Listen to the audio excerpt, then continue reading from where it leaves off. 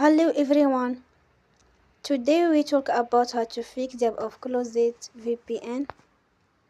We go to settings. Then we click on apps. After that we search the app closed VPN and we click. Then you will on for stop.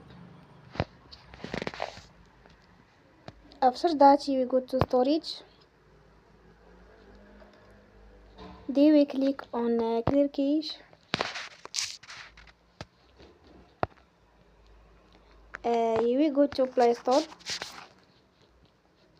and you will update your app. Don't forget to support us